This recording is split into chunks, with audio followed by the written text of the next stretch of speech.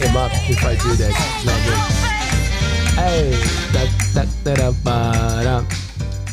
that's what happens when you're talking while the song is going. You get to swear and everybody gets to hear. Amazing. Welcome to ALTBAYS show number 102. If you're watching us right now, you're live on YouTube, which is great. If you are on YouTube, make sure to subscribe to our channel to support the platform. You can also join our platform and become a member, which means that you put a few dollars there for the crew. So we keep doing this amazing thing 3 times per week, every Monday, Wednesday, and Friday at 7 p.m. If you are more of a listener, you will find these shows on Spotify, Apple Podcasts, Google Podcasts, Amazon Music. After the show, after the live stream, we upload to all the main podcast platforms, and that's pretty cool. We also have a second channel called ALTBAYS Clips, where we break down the chats, and you can watch 5, 10, 12 minutes of the conversation and see if you're keen to listen to the whole thing. I got compliments today for our Instagram page, which is pretty cool, from a young person, a 16-year-old at school, said that really likes to watch our clips. Must have been good then, eh? Hey, amazing. We're putting a lot of work and we're putting a lot of efforts into this project. As soon as we finish the show, Taylor and I, we break the chats into a bunch of clips, and then we put on Instagram, Facebook, and TikTok, so you can follow us there too. Just want to say a couple of things here quickly. I just want to demonstrate, and I just want to put my words there and my thoughts to the women and the people in Iran. At the moment, there's a lot of protests going on after the police killing. They say that they didn't, but that's what they say. Zina Amini, if you research, if you go for Iran protests, you will know what I'm talking about. They have a police in Iran that it's the morality police in the streets, and they check if you're wearing the clothes that the government wants you to wear. And we are in 2022, and for some reason they target women quite a lot, and that's a good demonstration of when culture is detrimental to a people, okay, and to a country. So be aware of what's going on in the world. You know, we get caught up with a lot of shit, and we miss the opportunity to fight good causes. Okay, so the state is trying to shut down the internet there. The police is going hard on the protesters, which is not good. So sometimes we feel hopeless, but we can definitely do things about it.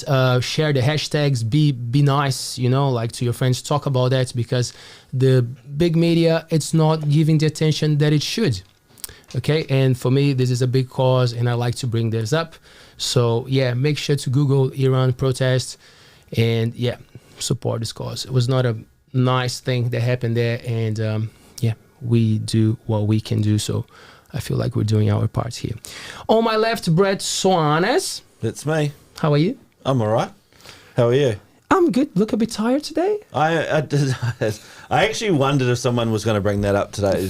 I was waiting to be alive. Thanks. I was sitting on the couch and I'm like thinking, man, I'm pretty bloody tired actually. I think it's the daylight savings is you know, I've got to adjust to that. Got to adjust to that. You'll wake up an hour, yeah, you know. It's good to see you though. Thanks so much for your commitment to coming and chatting with us. It's a pleasure. You're welcome. I like your color coordinated logo and beanie today too. It's a cool mix, isn't it? This one, the black and pink. Thank you. Brett, how long have you been a tradie for? My whole life, since I was 19. To now, and I'm 38. Do you have like pains in your where? Everywhere. Everywhere. Yeah. It's hard to find a spot that there's no pain. No, mine's mainly lower back. I had that almost my whole life, and then shoulders and elbows, hands. Do you stretch at work or something like that? Or like before work, or when you wake up, or before going to bed? Do you? No. Or anyway, the only person I've seen stretch at work is Taylor. And actually, he was doing it, and I used to do it. I did it a little bit with you, for a while there when Taylor came to work and he was stretching, and I did a little bit of looking into it, and they were actually like, it actually reduces workplace injuries by like something. It was a crazy amount. It was like really worth doing. I sort of stretch like a cat in the morning, but I don't do any official stretches. Like if I feel a bit tight, I'll stretch my legs or something, but I don't be like, I've got to have a regime by any stretch. So pretty much you stretch when it's already fucked, when you're already feeling the pain, not before. Oh, no, like at work in the morning, like, you know how like I'll be like, oh, and I do all the big stretches and, you know, crack my back and stretch my legs a little bit. But it's probably like a 20-second thing. I don't exactly, don't make a point of it, that's for sure. In Brazil, when I was working as a camera assistant, there was a guy who would do the sound, and he said something that stuck with me. He said, we should watch the animals more often, you know, because every time that you see a cat or a dog waking up, the first thing that they do, man, that good stretch, you know, like from the legs, stretch and all the back, and it's like that's what we should be doing. And we should be more like the animals that we are, you know, have a stretch. Have a feed, lick our balls, have a root, and be happy and relax in the sun. You know. I'm bringing all these beautiful questions, these painful questions, because tonight we have the pleasure to have a chat with Mr. Olivier Sacault. Is that the right way to pronounce your last name? I just love the Sacault. Oh, yeah, it would be Olivier Sacault. Olivier Sacault.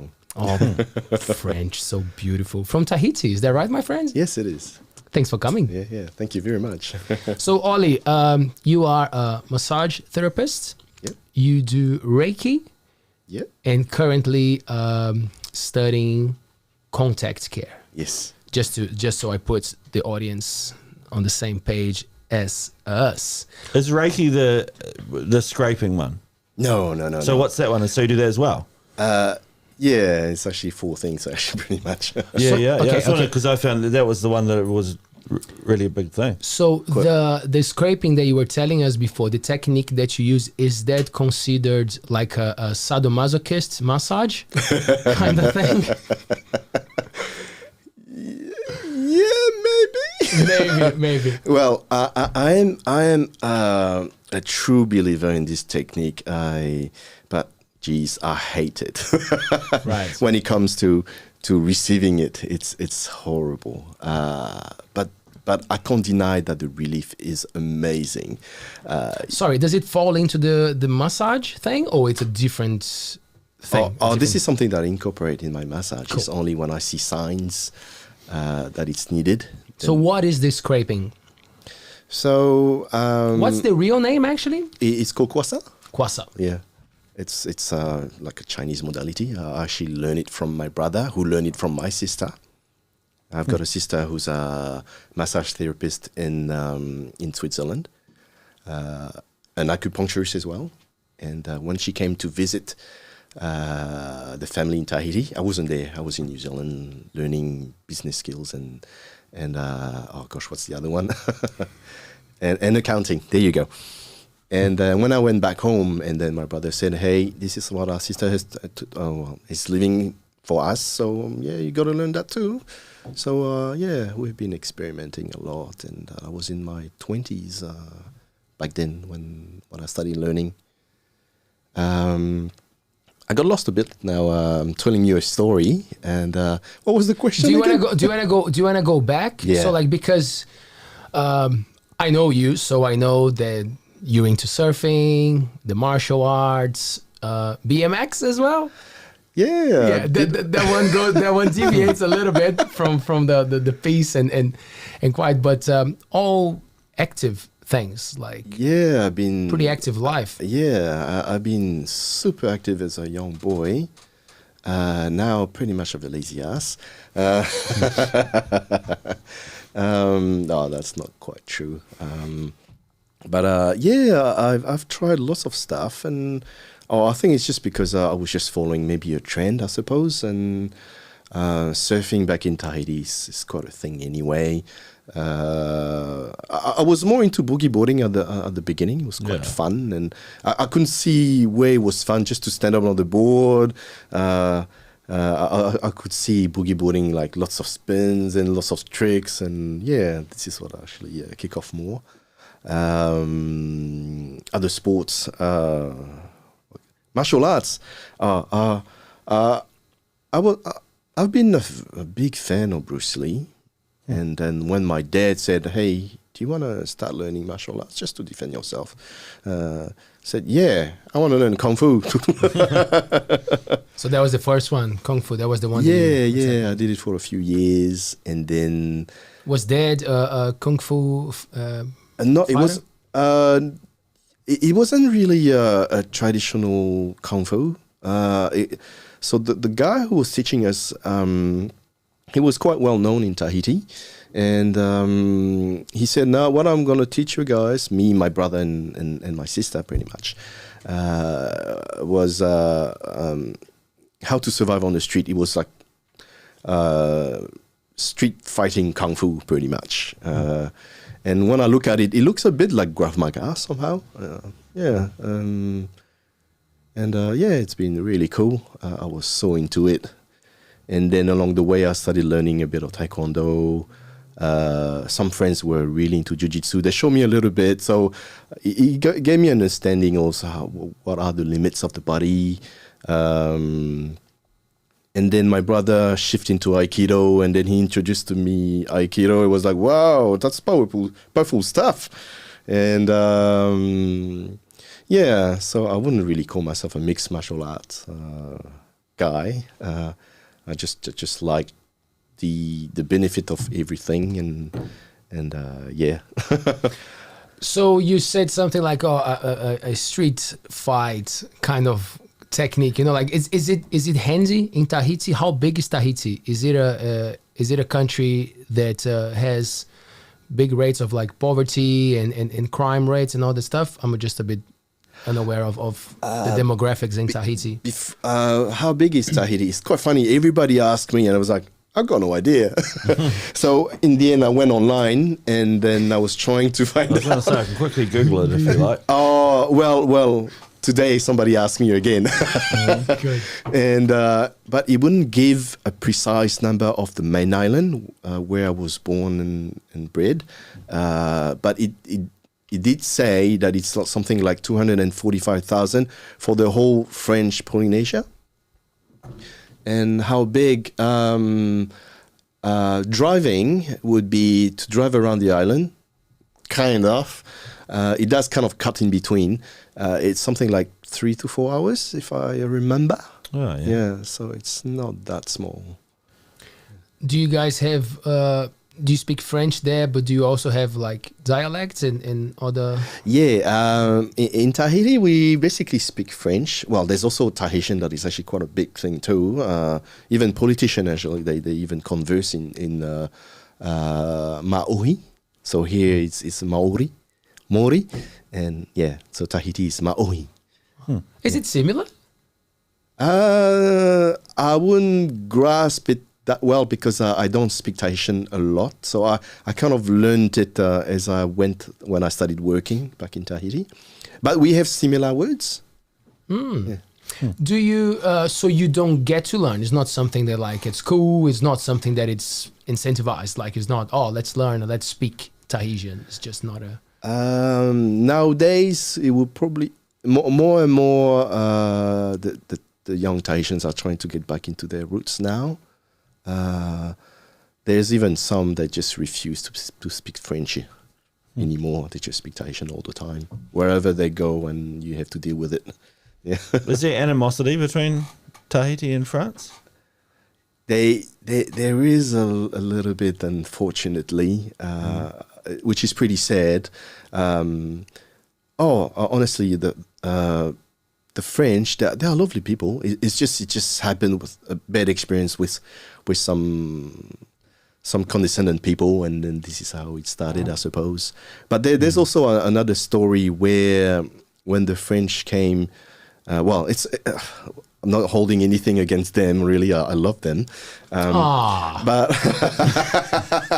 no, I have some really good French friends. But if we go back in the history, in Tahiti, we have so here you call it a marae, but we call it marae in Tahiti. So anyway, there was one there, and then when the missionary came, and then they, in order to show that their God was better than the Tahitian gods, they decided to build a church on top of the mare. Yeah, that was huge, and maybe with on top of other things like not allowed to speak your own language, put some clothes on, and so on. Typical colonization practices, right? Yeah. That's probably all they knew at the beginning. So life has changed. Do you know? Slowly. Do you know enough of history, like to know if it was quite of a violent colonization process? Do you know that much? I don't want to put you on the spot. When I was in primary school, we had a lot of history about Tahiti. So they didn't share a lot about violence or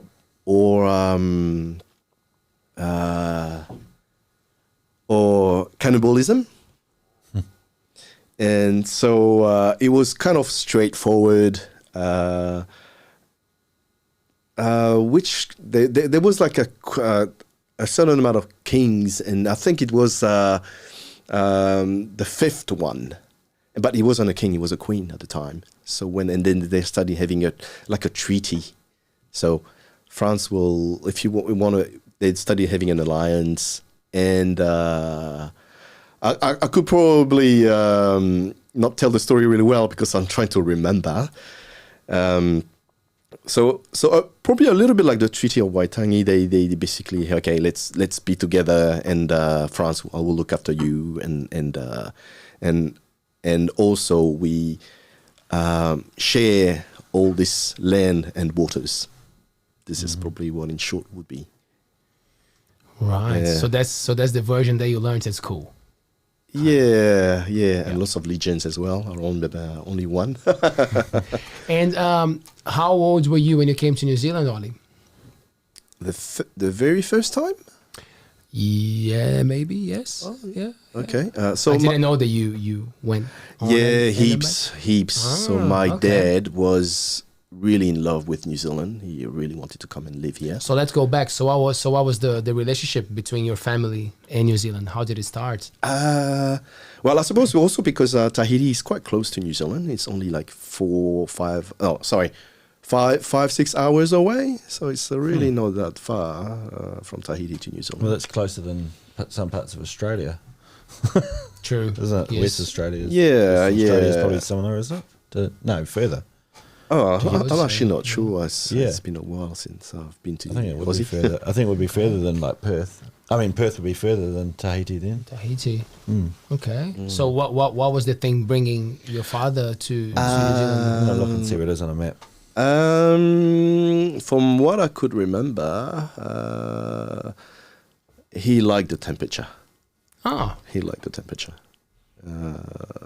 It was different. I would expect Tahiti to be tropical and nice and... Yeah, well, when you live here, yeah. But my memory of Tahiti, oh gosh, it's hot.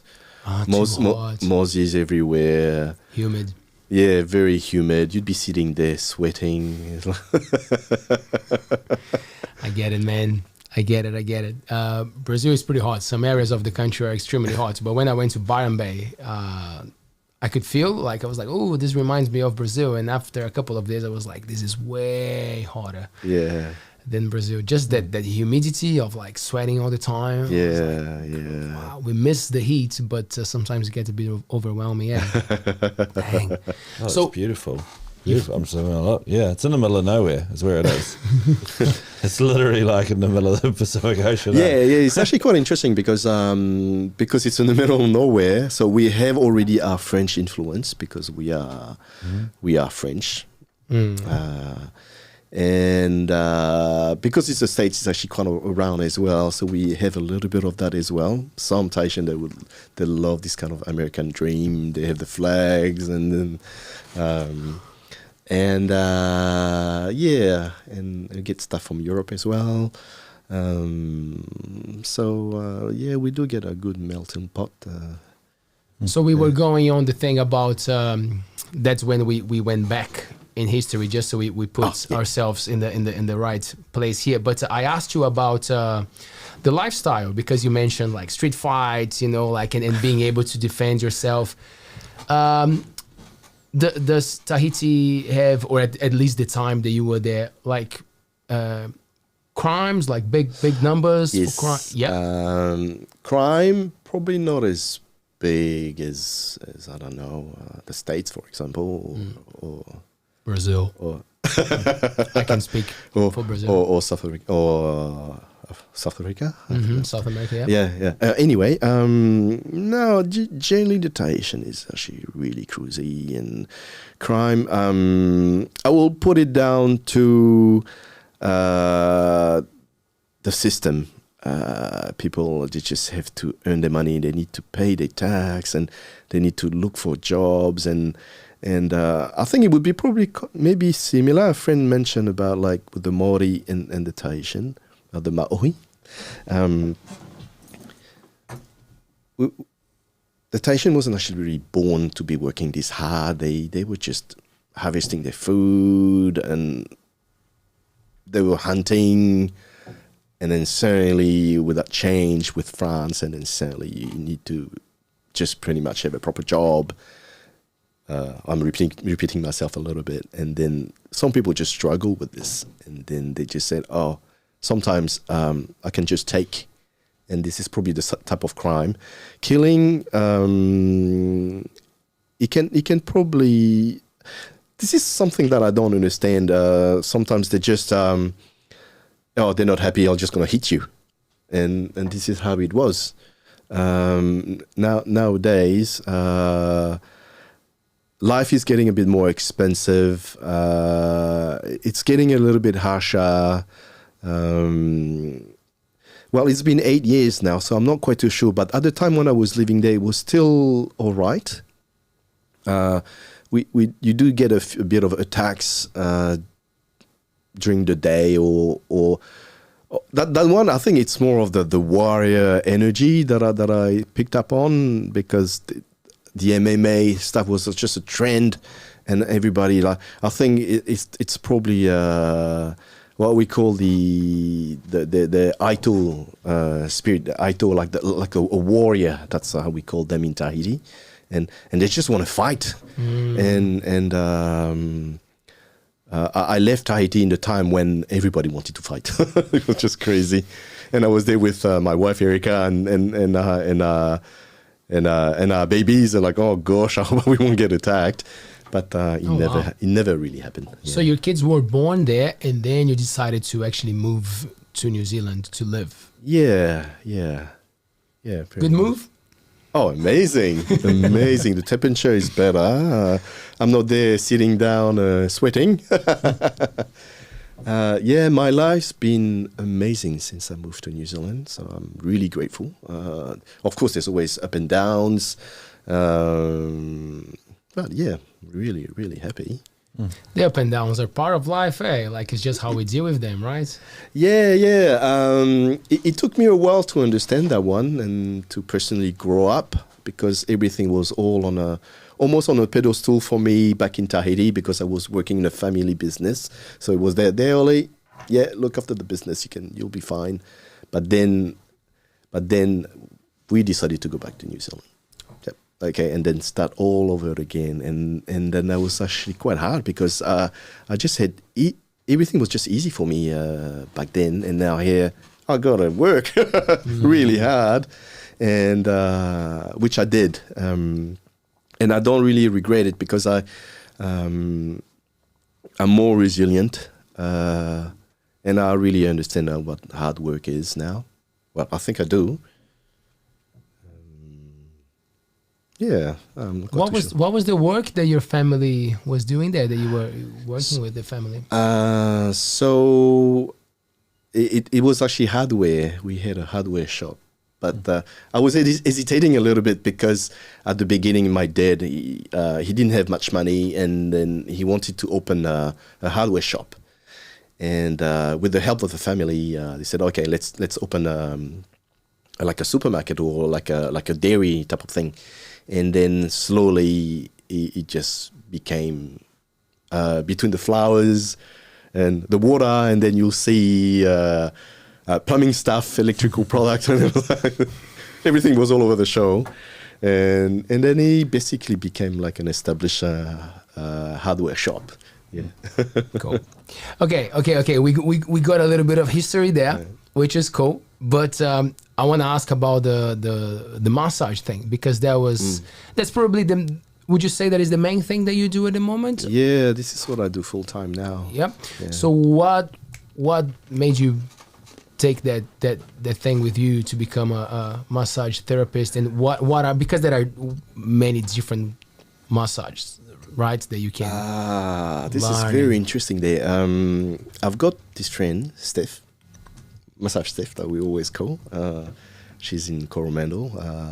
She's amazing massage therapist too.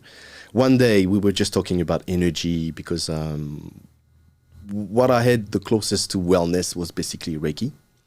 So we were talking about this and how I felt, and the full works pretty much. And then suddenly she went, "Fuck, Ollie, it's a waste. You should start massaging."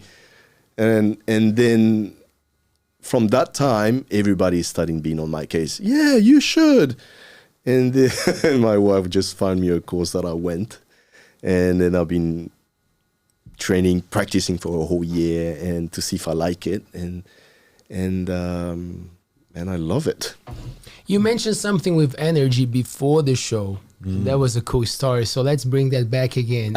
You were saying that one of your masters, the guy who was teaching you some martial arts, he said something about the ball of fire. In your hands. Not quite. You correct me, please. So when I was a kid, so being a boy, I always enjoyed myself. I was already in martial arts, BMX stuff, and we were always going to that restaurant with my parents, and that guy would be, "Boy, come here." And then he started she tweaking me here and there.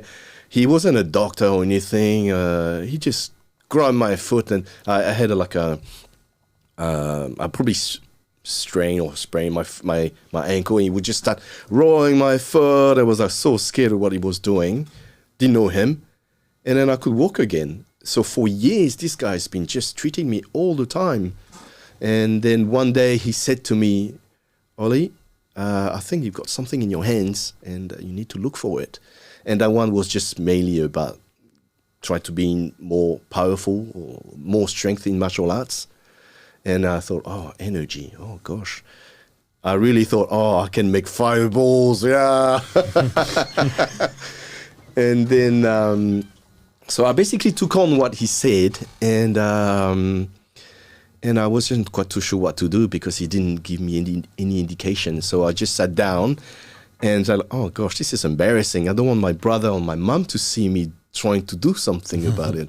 So I went into the toilet, and when I was trying to join my hands, remembering this Dragon Ball cartoon, how you can focus on your chi, and then this basically was like, oh gosh, how am I going to do this? And then I started closing my eyes, and I said, okay, if it's in there, where are my hands? And then I started moving them. Okay, they're here now. And then the more I was practicing, the more I started feeling things. The first thing was actually this cool breeze between the fingers. Oh, it's very enjoyable. And I look, oh, there's nothing. And then I kept practicing, and then there was one point that I was pushing and pushing. I could feel some kind of force. The texture of the fingers was different. And then I found myself with a wet T-shirt, like amazingly different. Like it wasn't excessively hot, but I was basically there with a wet T-shirt. And it never happened again. But then this is how my journey become with energy. And then meeting my sister again, who's an acupuncturist, and she said to me one day, "Why are you looking for energy, which is actually towards destruction? You should look into it for healing." And I was like, "Oh yeah."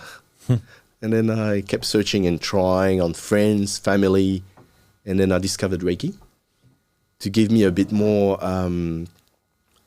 foundation and understanding of how I feel and how to summon this amazing healing energy. And and I enjoyed it, and I kept getting to those courses to the mastery level. So what is Reiki? How would you define? Oh gosh, we're talking about fluff there. So it's actually quite complicated. I'm never too sure how to explain it.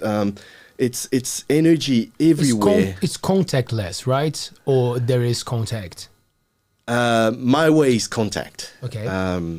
But it's also contactless. We can probably imagine Reiki like energy that you can feel through Tai Chi, for example. The Chi, this is probably what it is. Reiki is a Japanese system, and but it's still gravitating towards Chi, whether it is internal Chi or exterior Chi. I'm not quite too sure how to put this one.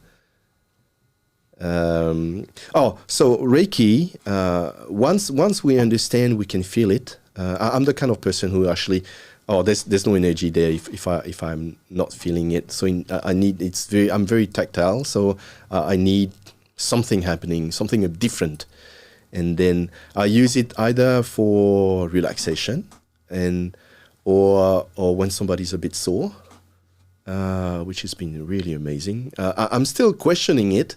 Sometimes I'm there like, yeah, here we go again. And for some reason, most of the time it works. It's not like magic that you can have it just like that. It's just like anything. It's a bit like a slow cooker well, for some they would probably say the opposite, but for me it's something that is slow and gentle. So like, just because I always think like, what gets me confused sometimes is that nowadays we have access to a lot of information, and I love the mix of Western medicine with more like, well, we would say alternative medicine, but for me it's just a silly denomination because for the people from other countries there's nothing alternative about it, you know. They're just from different places and they have different ways of checking things, but I'm always kind of like, it's sore, who should I go for, you know, like, is this a muscular thing, do I need a physio, is it the energy? And it also feels like someone skeptical would say that it's bullshit, and then I would see in a way of like, if you're not accepting that technique will help you, it won't. You know what I mean? Like, so you know what I mean? Like, it's kind of like people who do how do you say when you put someone to hypnosis, and then they always say, well, if you're not willing to accept this, it's very less likely that is going to work. So like, how is the approach to someone who comes to you with like, I'm sore, and then you're like, yeah, I can help, or I cannot help? Sometimes it's hard to actually to answer until I touch someone. So, for me, I'm so there. I try not to assume too much because I do assume a lot. I say, okay, let's take a look and let's touch. And as soon as I find something stiff, then sorry. That was impulsive of me. Sorry. Carry on. Thanks, Brett. Yeah, I'm actually. It was unintentional. It was pretty good. It was pretty good. It was great timing. It was pretty good. Yeah, it's a good word. Yeah. So you found something stiff? Yeah. Hopefully a bit higher. Yeah. Okay. Depending on the spot. Yes. I use a lot of towels. So let's say if the shoulder is sore around the shoulder, what I like to do is, also with ConTact C.A.R.E, I like to observe how the person is standing, and then I'll go and just have a feel of how the muscles are, and as soon as I find some tension, then okay, let's give it a try. And yeah, it's quite simple. I can't give a prognostic. We can only try, and we see how we go. And I'll just do my maximum and my best. I mean, and see what I can do. That's basically pretty much how I proceed. When people say, "Oh, I'm stiff. I think I need a massage," like because I started the show asking about stretching. Someone who stretches often and looks after themselves, are they less likely to need a massage, or like there are things that one won't cover the other? Oh, this is where the physio come across as well. Great. So doing too much stretches, yeah, okay, but you strengthen as well.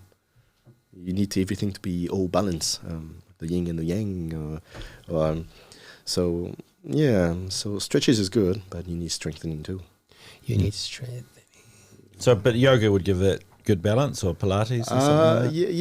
Yeah. And then if they are still sore, which I don't wish for them, there's probably it's hard to tell, because there's always a story behind an issue. So okay, what have you done differently, or have you abused your body recently? And if they did, then okay, there's probably a solution. Let's release that tension in the body, and we'll see what happens. And what is the nod when people say, "I found a nod here"? What is actually that nod when someone is? Oh, the knot. And you can feel the knot. Yeah, Knot. Sorry, yeah, not yeah. nod. Knot. The knot. Yeah. Knot, not a nod. Yeah. Nod. Because you can actually feel it. Like, boom. Like what's happening there? Is it the muscle that it's contracting? Yeah. What is that? It's basically just trap. It's fibrous. It's the way how I work. I always go with texture. Feel. I get even image, or sometimes like, oh, you got like a sausage there. and it just needs to be just relaxed. And I give it the intention that it needs, the way that I believe in it anyway. Yeah. So you're dynamic. You'll be like, this can be solved with Reiki, or this needs to be solved with. Or do people go in and be like? Sometimes it can be a bit spooky. Sometimes when how should I put it for this one? Usually when I use Reiki, which I don't really use all the time, like intentionally, it's when someone is sore, like to the touch. I've got a friend, he was like, "Oh, Ali, oh gosh, you can't touch me there, it's just far too sore."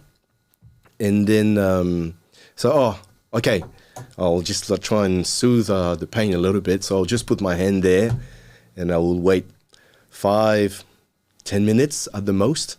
And it's quite funny because I do feel guilty. Are you doing like secret Reiki on them? No. I just... You don't tell, like, you're just like, I'm just going to put my hand here, and then you go like that, and you don't tell them that you're doing Reiki though. You're just like, I see where you're getting at there. Like a secret, you know? Yes, like, it's true with the Reiki. What's happening? Yeah, everything actually needs a permission.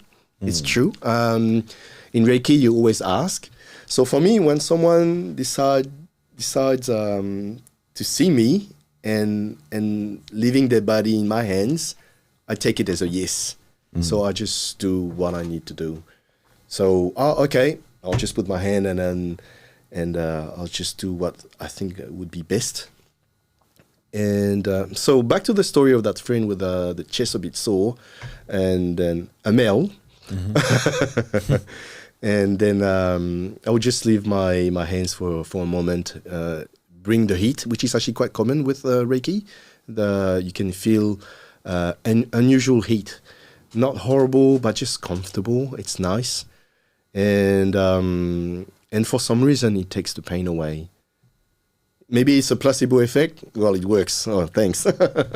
My wife does it, not Reiki. Like, she hasn't studied to the best of my knowledge, but if I hurt myself or even the cat or something like that, she'll come along and she'll be like, and she'll sit there with her hand like on it, like, and you know. This is actually what I was doing before learning Reiki. I'm not saying Reiki is the ultimate. It's just a system that I learned to give me some understanding. But But I do believe that everybody's got this potential. It's just making time for it and have faith in it. Yeah. Do you use tobacco and stuff like that? Is that a Reiki thing? Is it the? I've got a friend the moxie combustion. I think it's what it is called. Yeah, I've got a friend whose partner does Reiki, and she uses tobacco leaves and stuff. That's I never learned. But maybe that's not Reiki specifically. I could be getting or maybe it is, and then she just mixed with another technique too. Yeah, it could be something else that she's brought into it. Yeah, I'm not sure. It's actually very interesting. I'll find out. It's quite possible that she just added up a new technique into the Reiki. Why not? It will evolve. So traditionally, Reiki was just the hands and nothing else. And then crystal got mixed got added into the mix, pretty much into the technique, and then people just adding more and more. Why not? If it helps. So what it takes to is there a qualification or is there a course or something that you are allowed to do Reiki? Like to get paid to do as a job? It is actually. It's whoever will be willing to get this type of service. And it's been quite big. Like in the US, they use it in hospitals. Yeah, it's actually quite big. I was like, oh gosh. How do you see that, Ollie? Because again, like I love experiences, you know? So if someone comes to me and say, oh man, I don't know, but it might work. I'm like, well, there's only one way to find out, right? If you're not going to chop my arm off and try something, we might as well give it a go. But there's this skepticism for things that are not medicine, pharmaceutical industry, like if it's not a procedure that is a medical procedure, especially in the Western world, there will be this resistance to things. Yeah. And then there's a lot of judgment to practices that have been out there for millennia, it's like Chinese medicine. People give shit to Chinese medicine. Look at those Chinese, man. I think the shit for Chinese medicine though is like it's killing the rhinos and the right, the horns off and shit is the main part. Right. But yeah, you're right. You don't have to go hard on something that's not animal. socially normal for us. We criticize a lot, especially when it comes to like using herbs and using plants, because all those things are actually what the medicines are. When you buy a pill, it's actually a bunch of herbs that someone found and selected and extracted the right parts of it. But when you say to someone, have this tea or whatever, it's like, ooh, witch. This is something that sometimes can get me a little bit, because I think Chinese medicine is way, way older than the conventional medicine. Even though I'm not dissing the conventional medicine, because it's got its place. It did some tremendous progress, and look at where we are now. We can basically live to 100. I'm planning to 200, so you might be in luck. Yeah, I've been learning the Tai Chi, so I was talking to Martin Smith, who's been teaching me Tai Chi. So we agreed that we're gonna live until 200. So we'll see.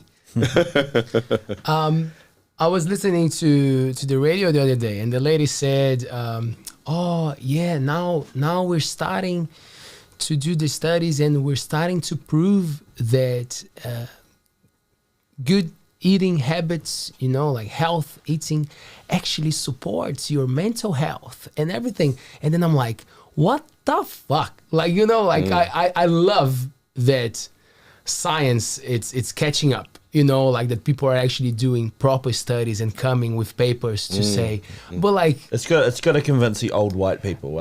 That's how I feel like it. Was sometimes. it an old white person on the radio? Well, she sounded pretty wise. Yeah. Can you imagine? If you eat properly, it'll make you feel better. Yeah, and then like that's how it sounds like to me sometimes. That there's this need of proving everything. And again, like I'm so science, come on man, yes, do it, it's so great that we have amazing scientists out there teaching us stuff. but there's so much money and so much investment going on things that have been proved, you know, like there's a lot of other societies and communities around the world doing it for years. What do you think? Come on, man. Come on. Give me the juice, Solly.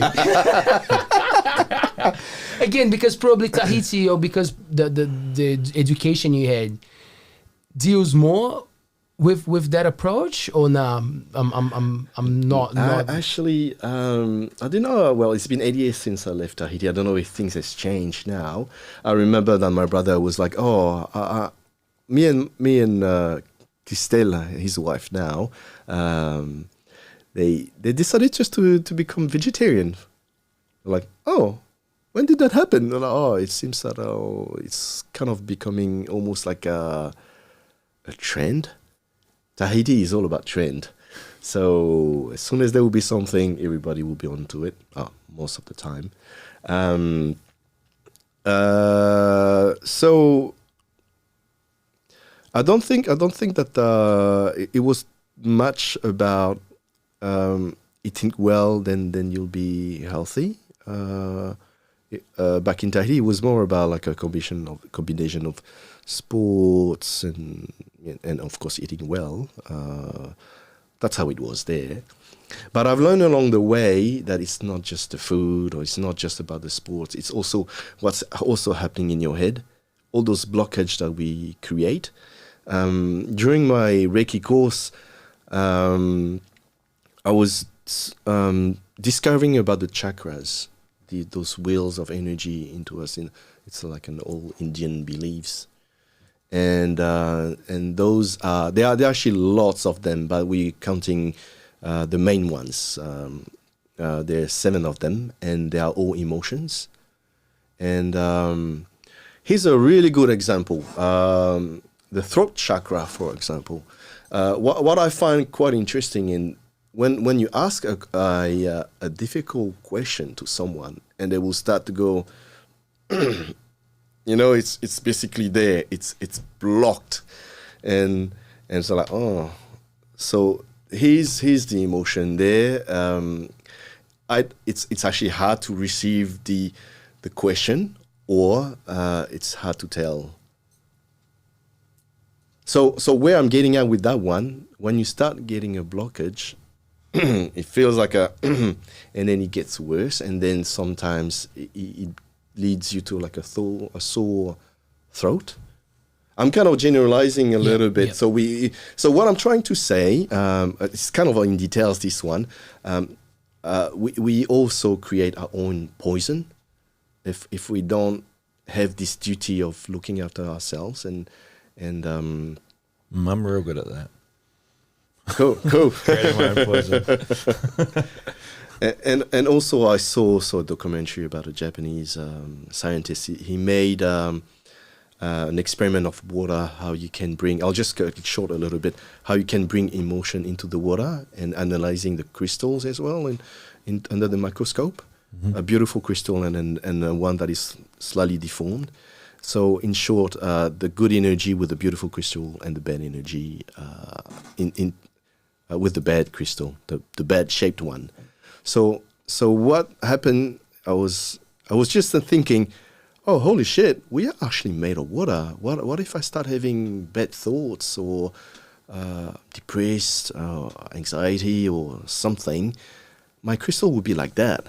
So, and then I realized it's my duty to try to be happy and face my problem and deal with my problem to the best that I can, so that I will have beautiful crystals every time. Drop the mic. I was saying that you could probably call it art even, of the crystals, you know. Before I've seen them on social media. It's pretty cool. It's the guy through the microscope. The guy was called. He's probably still alive. You never know. Dr. Emoto. Yeah, I think that's the guy who did this amazing work, and that was mind blowing and a good lesson for me as well. I don't know if the word is obligation, but is that like a procedure or a ritual or some sort of care that you do to yourself to be able to do all this work that deals with energy? Because I wonder, like, if the energy that is in within someone and you're supporting that person, is it something that you channel, or you kind of like it comes to you? Like, do you feel exhausted after a session? Like, so how is the work to the person doing all these treatments? When someone is actually not feeling good, you mean? Like not physically, but mentally? Yeah, and then you're the one dealing with them.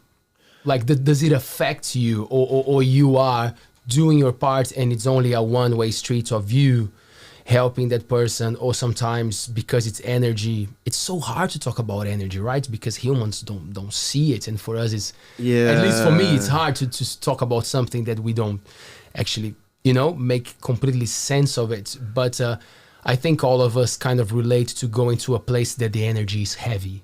Sometimes you go to a place and you're just like, fuck, I want to get out of here. Get me out of here. So for me, that's the best example. When someone is skeptical about energy, I'm like, wow, have you never felt overwhelmed or bad at a place? I think that's something to do with energy, So like that's kind of what I'm asking. Like, is that a treatment for yourself as the person dealing with people who are coming looking for help? I didn't have a lot of those. I had people actually just feeling in a bad way, and I don't really ask them anything because it's their story. So usually the first thing that I notice is how they feel comfortable when they come and see me. I don't know. It's mostly the vibe into my room. I'm not there burning incense every now and then. It's only when it smells. No, I'm not quite too sure about this one. I go with the intention, whatever I'm gonna do, with the intention, because this is really strong of care. Whether it's gonna be a soft touch or maybe just energy. I work with the flow, actually. I don't really have a system. I just wait for those ideas to come in my head. Not quite an idea, but more like, okay, this is what I'm gonna do, and then here I am. What about ConTact C.A.R.E? This is something. It's a new road for you. It's something that you're tapping into now. Yes. And it's a New Zealand thing. Yes, it's isn't that cool? Amazing. It's unique. Yes. I'm so grateful that this technique exists, because there was a time, a point. I mean, when I was always looking for improvement with my work, and then I was just been feeling frustrated, and then okay, the massage is good, but not good enough. And I was just there, gosh, what can I do now? Feeling powerless, and I just want to be able to help people. And then I thought, oh, bone. And then I thought about my friend Grant, the chiropractor. He's doing so well. And then, oh gosh, I'm not going to go and try and learn all these things or becoming an osteo. It's going to take far too long. I'm 45 now. I don't know if I really want to take on something like this. And then a friend, she said to me, Ollie, I took my mum to Dave Prescott in the Hawaii, and he hardly even touched her, and he made her walk up the hill, down the hill. That's such a story, eh? And she walked around, and then he made her walk again, that old lady, and then she came back and he asked, so how are you now? Oh, my pain is gone. And in my head I was like, oh wow, that guy's a god. Having this knowledge just to make her walk in a certain way or whichever, and she came back just fixed. And then when I finally decided to learn, I managed to go and learn ConTact C.A.R.E with the master himself, Dale Speedy. God bless him. Then I got to meet actually Dave Prescott, and I told this story. Everybody was blown away, and then he And then he introduced himself, sorry. And he said, "Hi, I'm Dave Prescott." Like, oh gosh, he's the god. And he said, "No, but for the records, I never actually treated someone without touching," and which it was true. And then when I was actually practicing ConTact C.A.R.E on someone, I really look as if I'm not doing anything, which is amazing. It's very, very gentle. What is it? It deals with trauma. I'm still a student, so I'm not quite there yet. Physical trauma you're talking, right? It can be also emotional trauma. Oh, really? Okay. Yeah. If we start with the emotional one, I saw during one of the courses, Dale's Speedy asking a question, and the guy was there, talking about all his concern and his stress, and Dale said, "Hey, which bone of your bodies is stressed about this one?" And the guy was there sitting, and he was kind of shaking. He's like, "I've got no idea." And then I was there looking like, "Oh gosh, he's showing his leg." Those little details. And then so, okay. And then he started actually grabbing his leg, looking for a certain type of pressure, or those indications that a ConTact C.A.R.E practitioner can find. And then whatever he did, just ease up his stress, or maybe there was also an emotional support by doing this to that guy. So I'm not quite too sure. So this is where the emotional part was dealt, and then the physical part would be it's kind of a funny one. All it takes is just maybe a fall, and then you hit your tailbone, and then suddenly things start changing in your body. You start having like a weird feeling on the hip, or the back is a bit funny as well, and you start going up. So those are those effects that this one or an accident as well. Sorry, I'm not quite structured in my description there. So trauma is what ConTact C.A.R.E deals with. And it's a print. It's like you said something about like a print. It's a pressure. The print. So when we get a trauma, you get that imprinted pressure sitting into the bone skin. This is actually what we've been learning, and it's got its print in a spiral way, and it's actually pretty much. This is an example that I always give. Like, this is your body. Once you start having a trauma, a pressure, and this is basically what it's doing to your body. And the role of the ConTact C.A.R.E guy or girl, it's to unwind this pressure. But we don't hold only one; we hold a lot, because since childhood we just have so many traumas. We hurt ourselves on and on and on and on. And if it's not dealt, there will be a point when the body will say, "Okay, I've had enough," and it will start showing you. And then this is when you're gonna start actually searching for treatment. Were you prepared to be a father? Yes. Yes. When Erica told me that that's a funny one. I was. How many kids have you got? We've got 2. And every time when Erica told me that she's pregnant, it was just bliss. I had the tears in my eyes. I still feel emotional about it. And he said he will not cry. He said, "Don't make me cry." Cry. I said I'm not scared of showing emotions. I'm joking, man. I'm just teasing you. Love you, Erica. Yeah, there you go. Oh, and the kids. Oh, yeah, that's right. Is it a challenging journey to have kids and to teach them? Because you support a lot of people, and but then you have your own, and then the responsibility is different. Oh gosh, what would I do without my wife? She, I must admit, even though I do consider myself a lazy ass, I think I'm probably a workaholic. So I work a lot. And, that's why people are workaholic, because they think they're not. That's exactly why they are. That's exactly what happens. Yeah, I do the best that I can, but I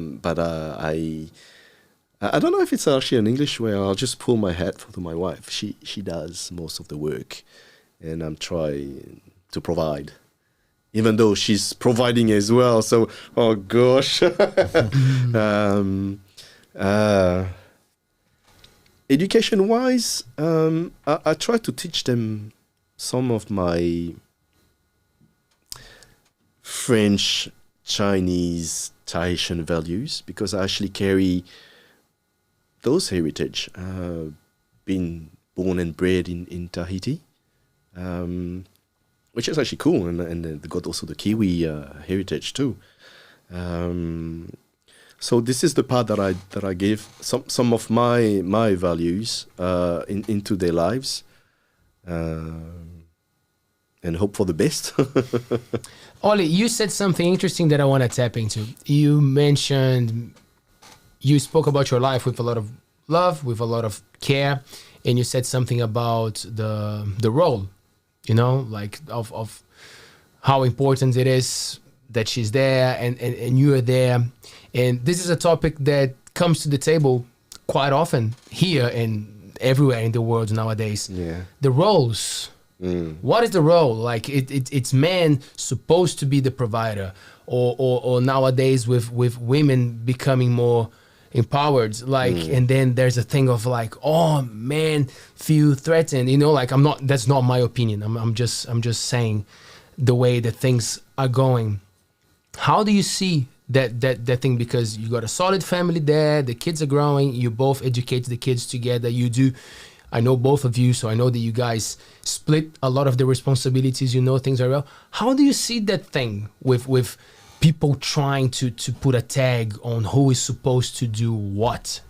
Gosh,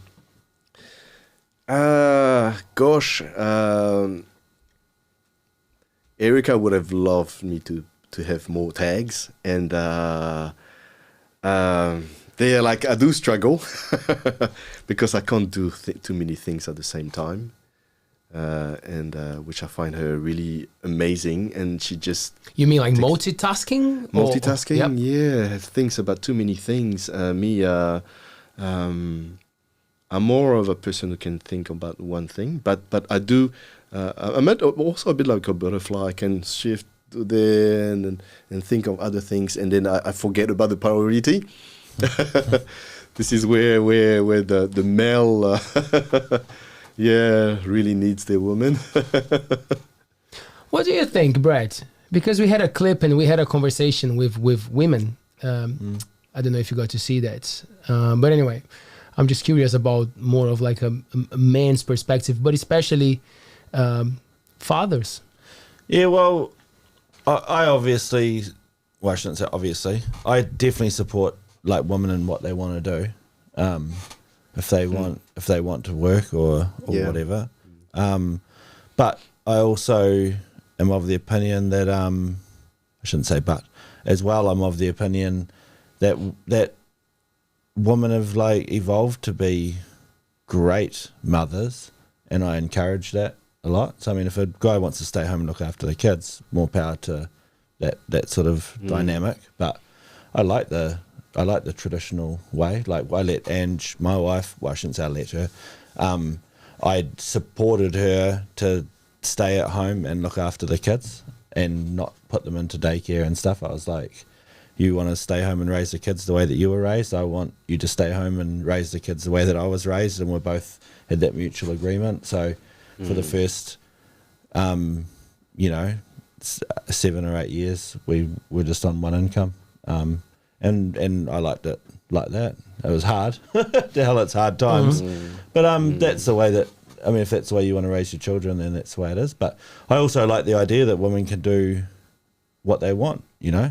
And it makes sense that the couple is comfortable to talk about these things, because I feel like the discussion becomes a problem when it's just one side giving an opinion, you know, like not respecting the beauty of coming to an agreement. Because for some couples, maybe the woman is making more money. Maybe the woman is much more proactive professionally. And then both look at each other and it's kind of like, well, maybe you should carry on with work, you know, that kind of thing. That's funny though, because I mean, in my opinion though, the woman's, I would still go the other way around. Yeah. So like when Ange actually, when she got pregnant, she actually did make more money than me. And was she but cool she would with she would make a better mother than I would. So Yeah. that's the way around that it went, you know. But communication's key, like you say. You have to be able to talk about it and be influenced too.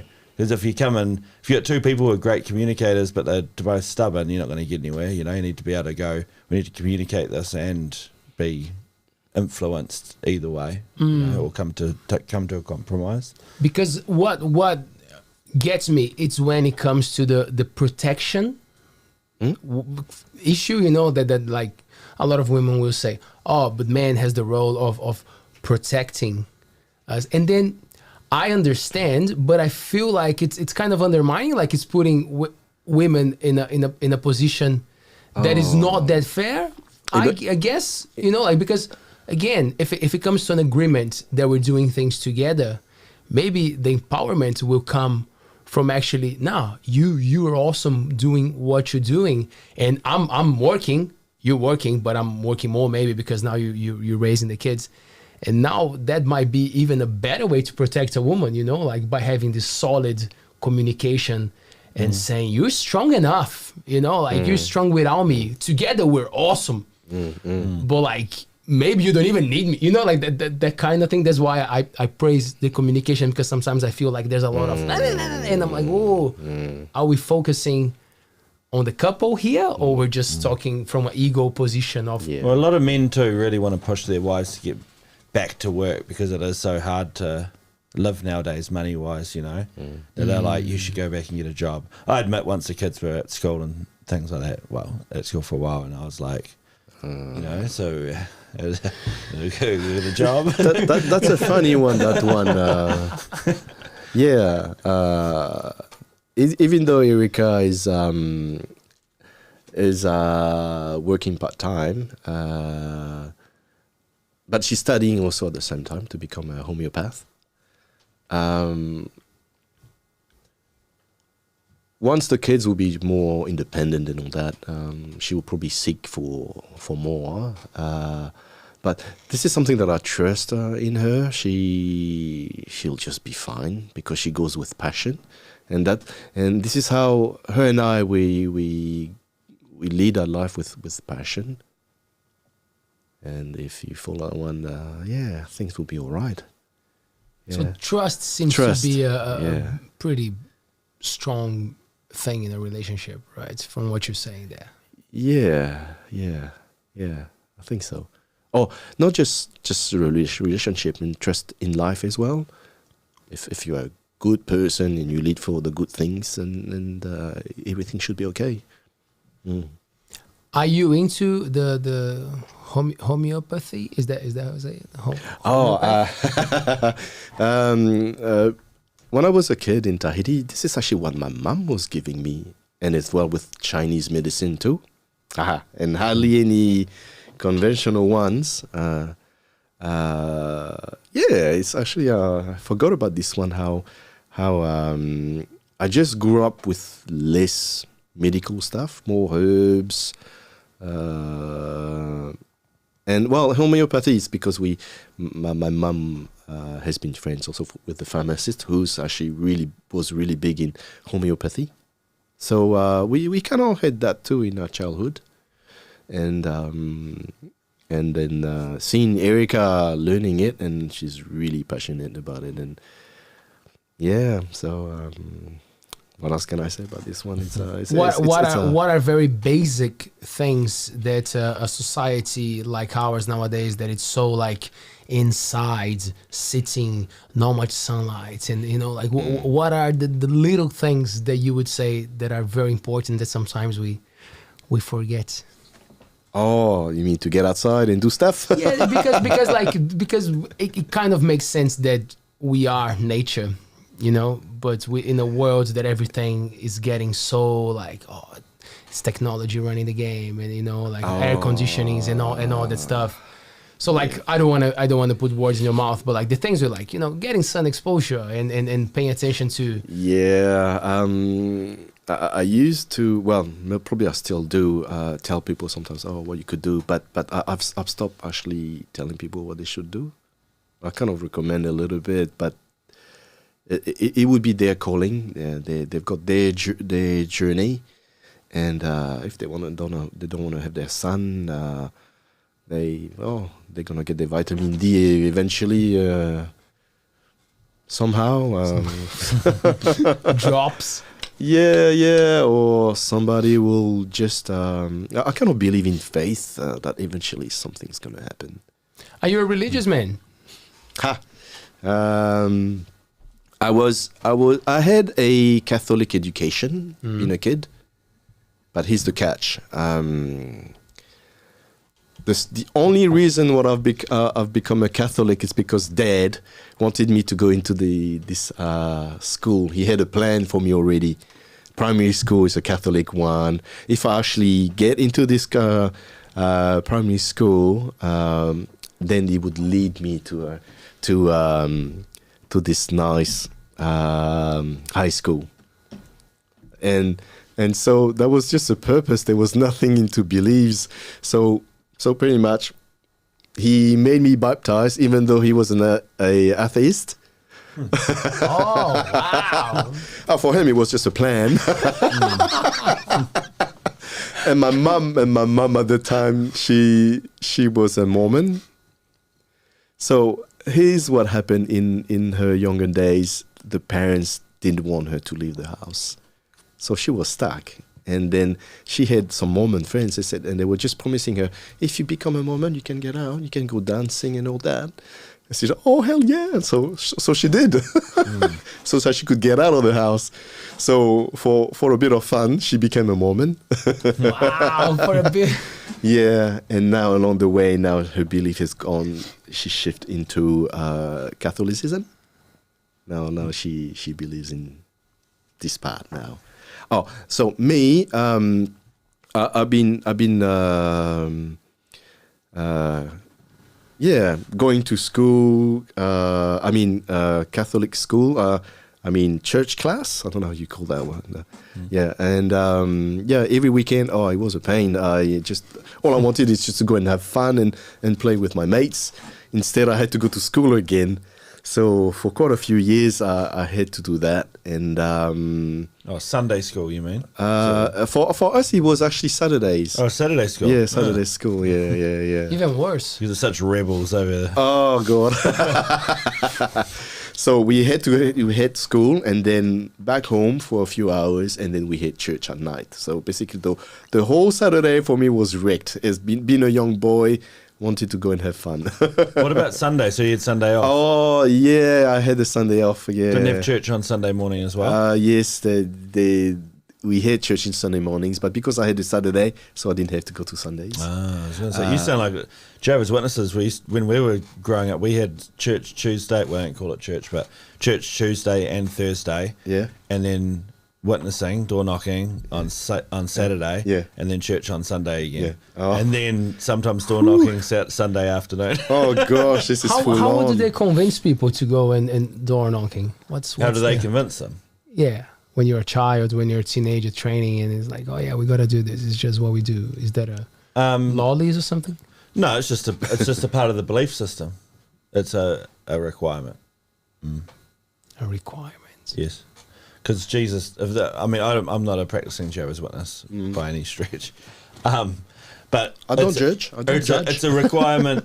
It's a requirement. Like, so just a quick lesson. Jesus, and the first century disciples, they went out door knocking in sets of two, and that I mean, if you're gonna be a Christian, if you're gonna follow anyone's example, it would be Jesus's, right? So that becomes a part of their doctrine, and that's something that's like, well, if you want to be in this specific religion, then imitating that from him is one of the things that they Is it in the require. Bible or something? That they went out door knocking? Yeah. Yeah, it's in the Gospels, yeah. But the Mormons, they're like into it as well, obviously. They have their missions. But a lot of other religions don't. Christian religions, I mean. That would be interesting to have Jesus knocking at your door, eh? Mm. I would love that. Would have a nice corrido with Jesus, all right. I would sit down for that. You'd be convinced, just like that. Oh, yeah. How Very would you likely. know? How would you know he would be the one? He would be inside before I open the door. I would be sure that it was him. I think that a religious person would say that Jesus knock your door every day when you wake up.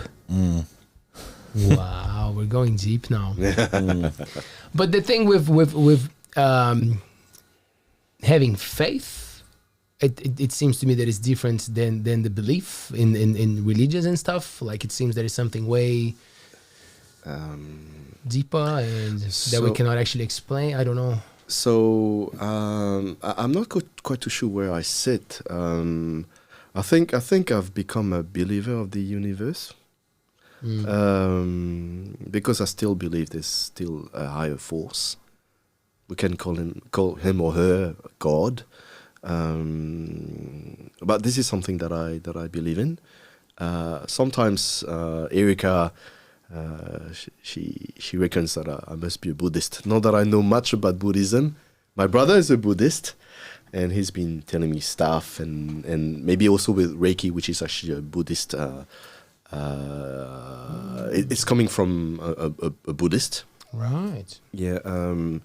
So I'm not quite too sure.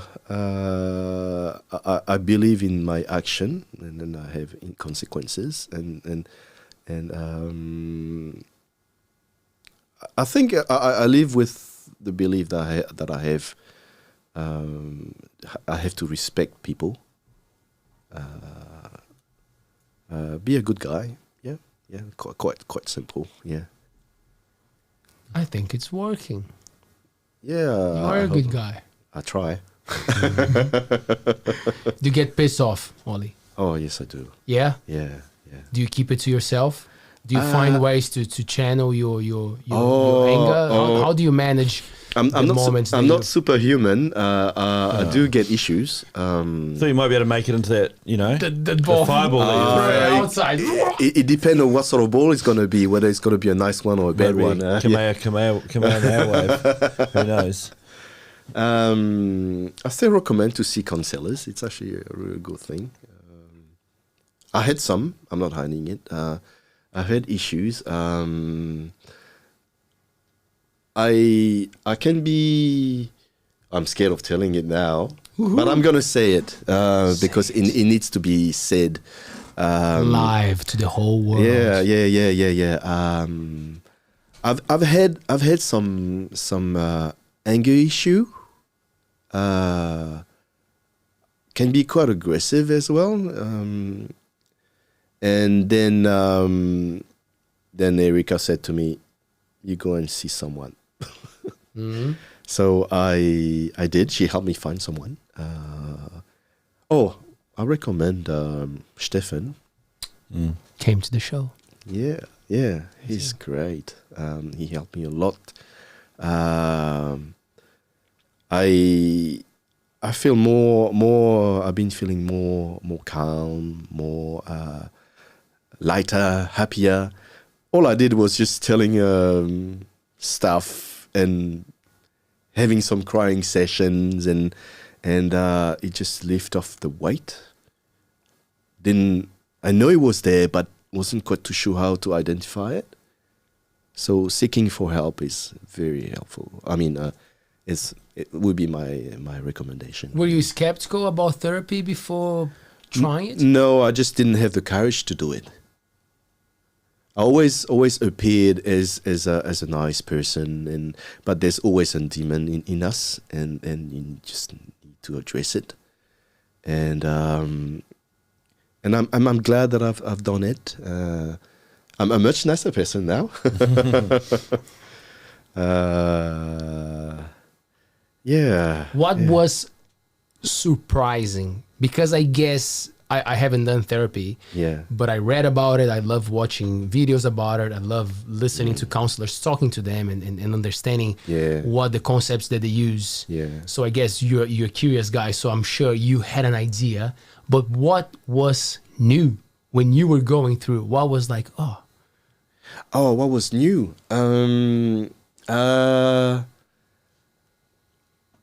I'm not too sure if I had that question in my head. I just realized... Or just like a moment that you were even surprised with yourself dealing with it, or like something that the therapist was guiding you through and you were like, okay.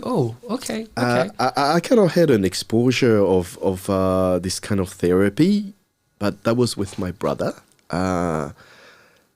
When I was still dating Erica, and then we broke up, and then I was completely devastating.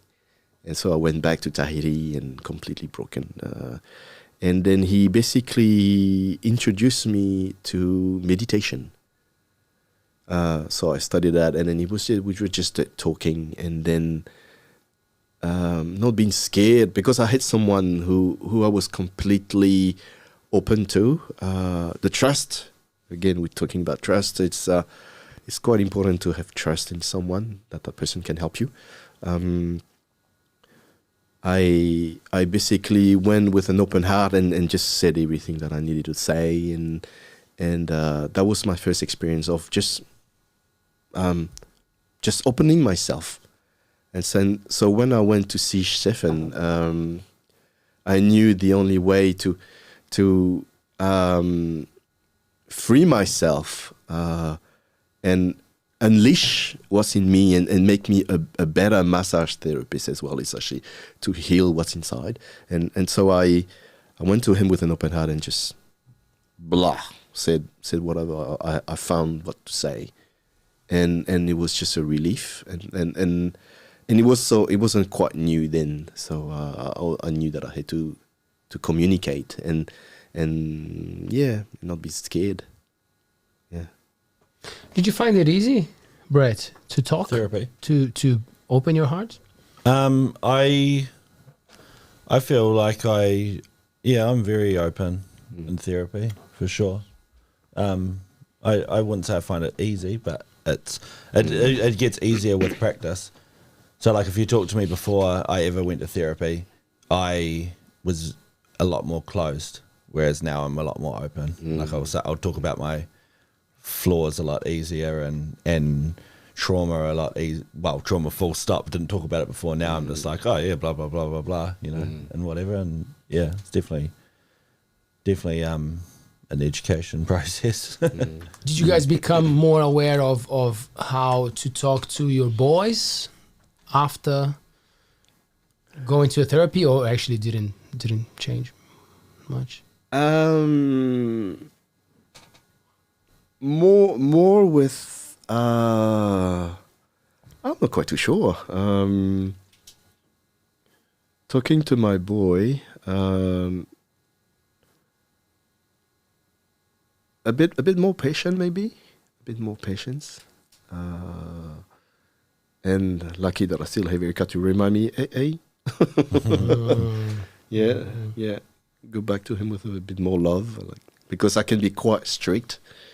And sometimes I forget that I need to love my kids, and Thanks, Erica. She sounds amazing. Oh yeah. No, I don't want to get you started. Sorry. No. Yeah, she's an amazing mom, an amazing person. It's just I wouldn't trade her for someone else. I'm sure she's happy to hear that. Oh no, yeah, it's really coming from the heart. I always told her the reason why I married her. It's because she really goes into my heart and my soul and try to help me. Sometimes she probably doesn't appear like that, but this is how she was. Oh, she has been. Sorry. She has been to me. and she has been my foundation. Yeah. Yeah. The reason why I asked the boys specifically because I saw this picture on social media the other day of like just a kind of like a timeline of how education used to be, like our grandparents with our parents and our parents with us, you know, like a bit more hard. It used to be a bit harder, you know, like kind of like toughen up, man up. It still exists a lot, but like I feel like, again, because we have access to more information and more people talking about the importance of being loving and being kind, you know, like and raising kids with that love that you mentioned. It feels like there's a lot of fathers who pay more attention to that. So of course, I would never generalize it, but I don't know. Is it a fair thing to say, Brett? I grew up like that, being tough.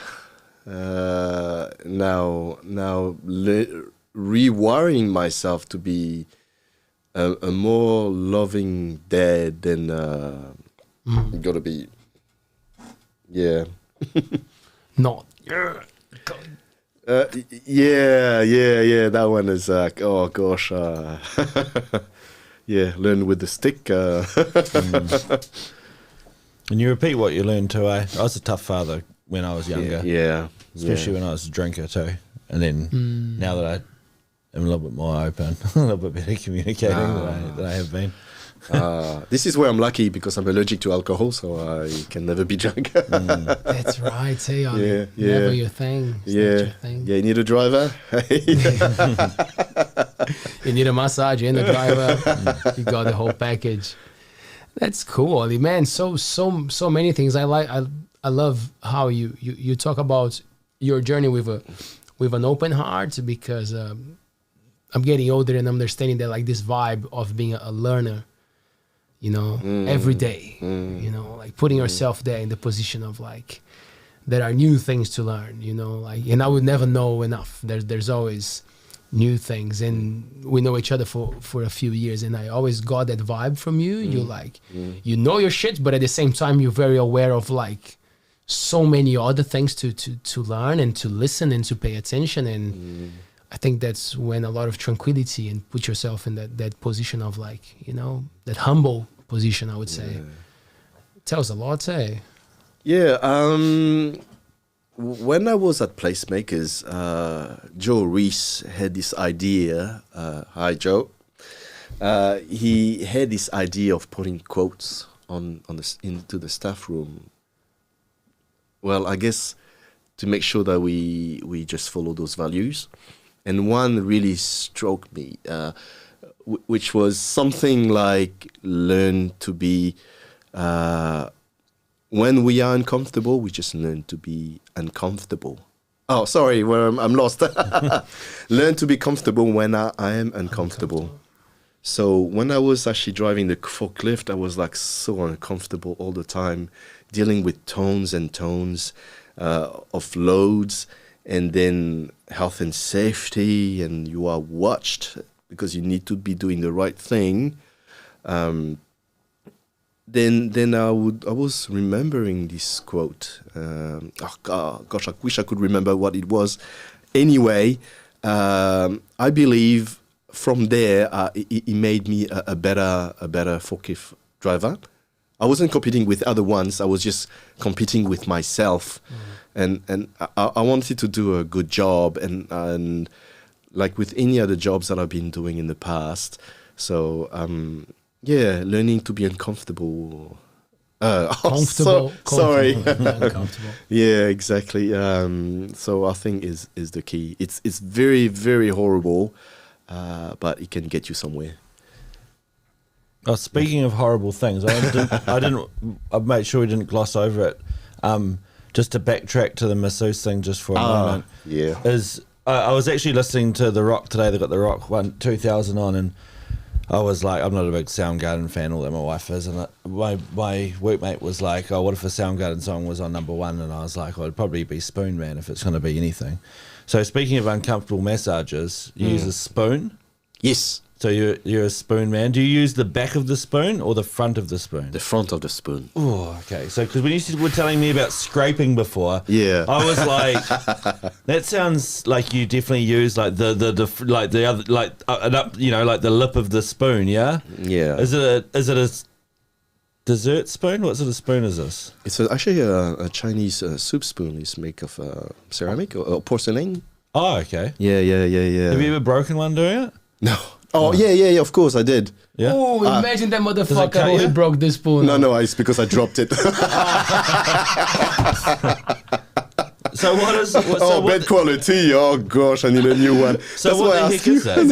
Is it the one that I brought to you? No. The one is no one that I bought, and then I asked if you could brought me one from your trip in Auckland. I'm not quite too sure, and still intact.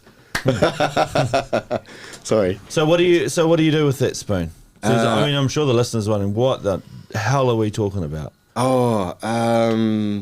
So it's a bit in the same philosophy as cupping, and it's basically to recover the blood flow. When it's there and stuck, it's just not good to you. It's just there. It's there's no new blood. It's just becoming a gunk, and it creates pressure as well. I've learned that along the years practicing it, and of course the massage will work, but I do find that using the scraping, the one that I learned anyway, it makes things a bit quicker. I understand how people are in pain because I used to be in a lot of pain in the past, and then when I received the scraping for the first time, I was like, "Oh fuck, what's that?" It was so painful. My back was so bruised. I really looked as if I got beaten up. And then pretty much this is what I do to men and women. But I must admit, I respect the women a lot. They take so much more than the men's. They're really incredible. Some even likes it. Oh, it's kind of relaxing. You're like, what? Hell no. Wow. So my work is pretty much actually try to actually move this blood that doesn't need to be there anymore. It's done its purpose there to actually provide everything it needs for the healing process, and when it's done, but it's not going anywhere, it's still there.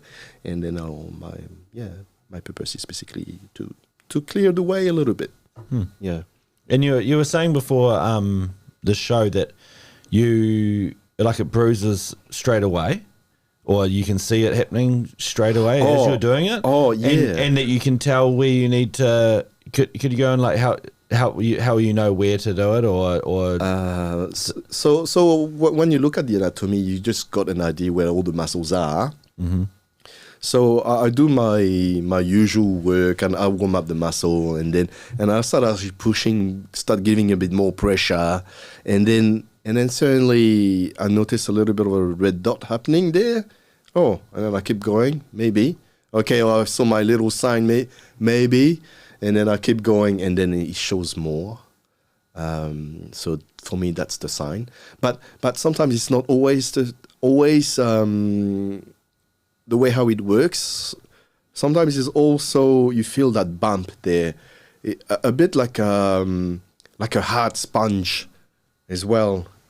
And I'm there like, oh, it doesn't feel that the rubbing does enough, and I could see also that I was putting too much pressure on the client. So okay, it's got to be something. And then I grab the spoon, and then there it is, a huge lump of stagnant blood standing there, and there we go. And I think we just learn every day, and I think I'm still learning, even though I learned it since I was in my 20s. So now I'm 45 now, and I'm still discovering new things. It's amazing. It's quite simple, but it's still, like, oh, didn't see that coming. And that's for like, is that from injury or that's as well, or is it? It's most of the time injury and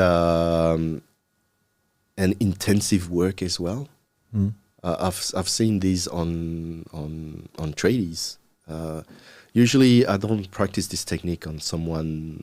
I always give an interval of 4, 5, even 6 months, even.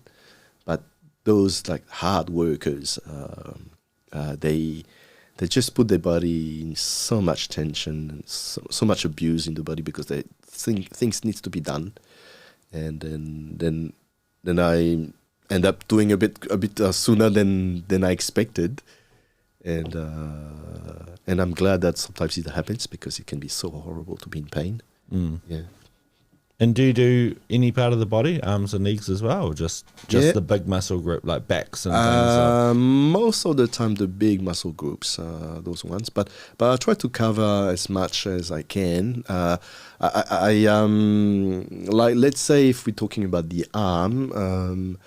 Of course, I'm going to focus all along the arm, all the big. Yeah, that's true. Yes. I don't think too much about this one. I go for the big muscles, and then I like discovering a little bit and see if I can find every bit of tension. Yeah. Reikonnect massage. Is that right? Yes. Reikonnect. REIKO. Reiko-N-E-C-T. Reikonnect. Oh, well, why I chose that name? No, is that the right name if people want to look up? Yes. Yeah, Reikonnect massage. Yeah. I kind of grasp the meaning. Is it the connection of Reiki, but also you do the therapy, the massage therapy approach? Is a mix there? Yeah. It's quite funny because I don't use Reiki a lot.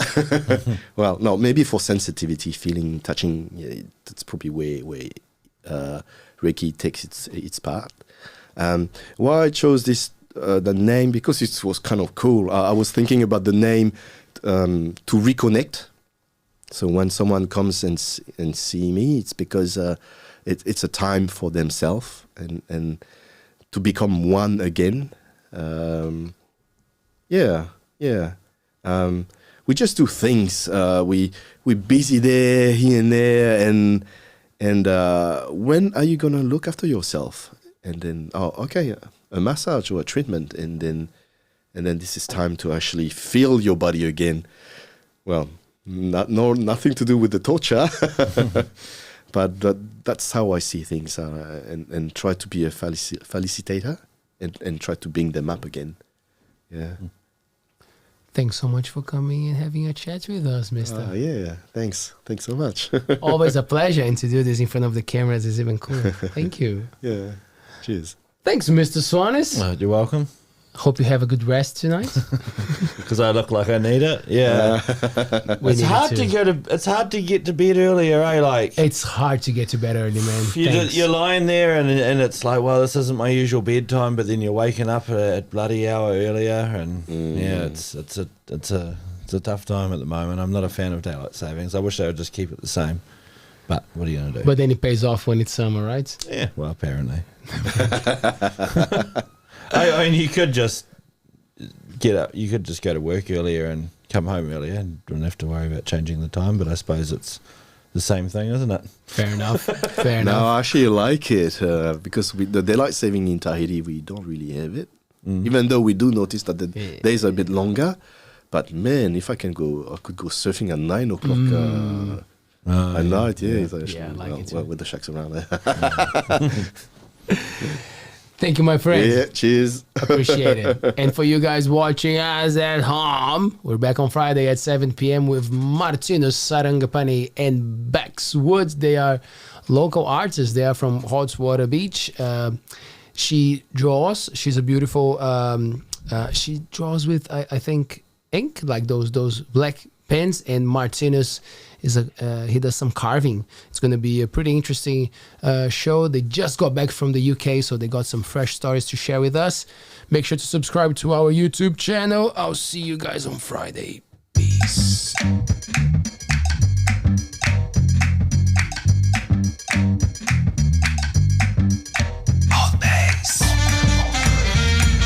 ALTBAYS.